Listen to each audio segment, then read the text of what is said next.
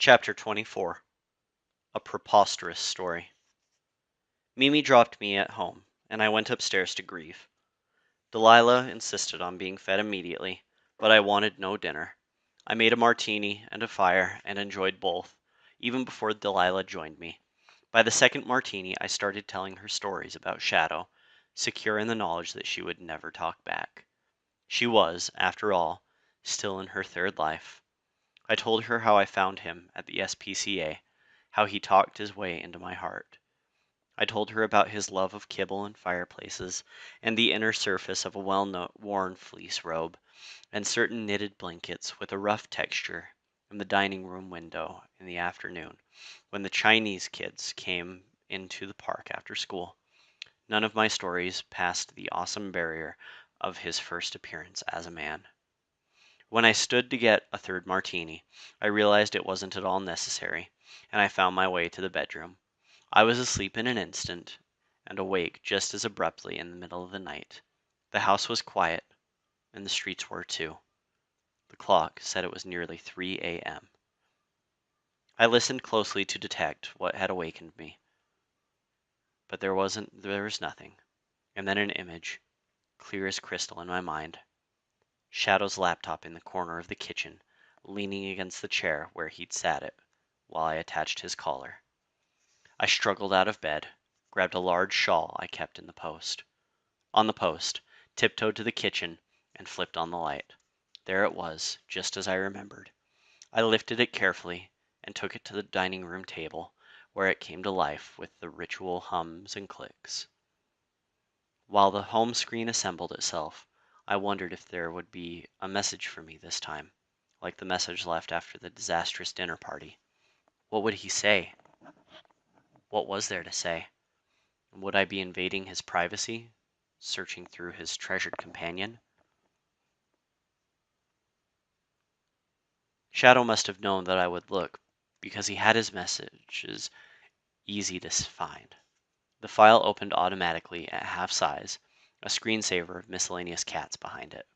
I popped the letter to full size, took a deep breath, and read.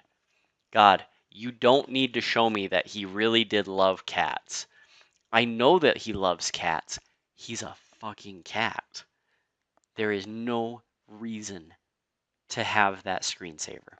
Anyway, my dearest Alice, please don't be sad. I want to say, but I know how I said, please don't be sad. I want to say, comma, God damn it. But I know how sad I feel to be pulled away from you by this thing I have to do. Why must I go away? You asked last night. Mimi made me promise not to tell you, and so I have not said the words. However, how can I help it if you chance upon my laptop and read what I have written here? Yes, I am so excited to learn cat law again. So why have I gone away?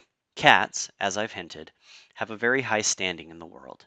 It surprised me, as a man, to find that people know nothing of this status. Neither do they seem to know about the earth spirits, who are responsible for life in this good place, although some human ideas about God or gods are pretty close. I love seeing that this was definitely written by someone who loves cats way too much. Way back at the beginning of time in this place, when the spirits were imagining the creatures that might live here, cats were the first that came to their minds. Our shape and nature seemed so wonderful to them that they made us in many sizes and colors with endless variations. Before they decided that enough was enough, I suppose because we were there to watch the rest of creation, we just naturally became their trusted helpers. People came very late in the creature making, and when we cats first saw them, I must say, we wondered if the spirits had made a mistake. But the earth spirits took a curious liking to these odd-looking, unhaired beings. To make up for their ugly appearance, the spirits gave them larger brains and hoped that they would be well used. They also gave them bigger hearts, not the things that pump, but the capability to feel emotions. Then it was time for the earth spirits to rest from their work. You have a similar myth in your religion. Having come to trust us, the earth spirits left us cats in charge while they slept, with directions to rouse them if there were problems. Centuries went by, Most cats chose to watch over jungles or forests or savannas, wild and beautiful open places where many creatures lived. Only a few cats were willing to watch over people. We were the runts of the cat world, the ones who most able to live near people without scaring them, because people turned out to be a very fearful clan. People soon enough began to do things that other animals hadn't thought of. We cats were grateful when they began to make garments. They were much easier to look at that way. And, of course, there was fire. I suppose we cats should have known some serious new force was free in the world the first time people, using sticks and stones, created something so cunning and comforting and utterly magical, yet so dangerous. Perhaps the spirit should have been summoned right then, but cats love to lie in front of a fire, and so we dozed. In any case, with one thing and another, pretty soon people were building small villages, and there were a few instances in which people killed each other, not just animals. The earth spirits had also told us not to interfere in the development of species, so we merely watched. When groups of men began to use their hunting tools on each other, when they began to make special tools particularly designed to kill other men, when they designed special clothing for these expeditions, no cat could turn his tail and walk away. It's supposed to be away, but whatever. The earth spirits were roused, and seeing what had happened, they were very angry. But what could they do? It was too late to uncreate people, and the spirits never kill. So they set just one barrier to humans, one place they could not go. No matter how smart or powerful they got, people would never be immortal like other creatures. The earth spirits ruled. Because of what people had done, the earth spirits decided they could not rely on the natural good sense and kindness of their creatures, even cats. They began to make rules, and here is an example. Certain cats have always been allowed to change their shape to look like other creatures. Sometimes, to watch effectively, cats need a more convenient shape. Now, we were commanded by the earth spirits never to reveal this power to humans, never to let them guess that such a thing was possible. The spirits worried that if people were to learn what cats could do, they would want that power too, and somehow they would contrive to get it. Of course, you see how I have failed, and word of my disobedience has reached the earth spirits.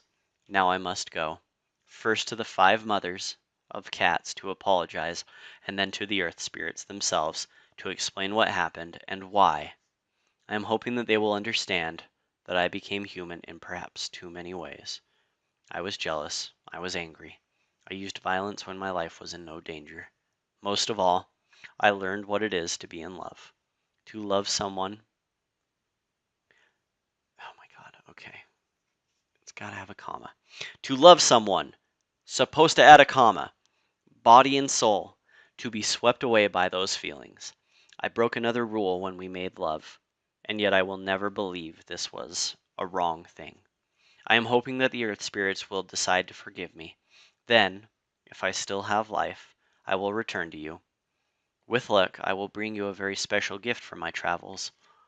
We are destined to be together for all eternity. I knew it from the first day you came to me, and I still believe it will be so. Be well, my love. Shadow. I shut down the computer, closed the lid, and tucked it away inside my desk.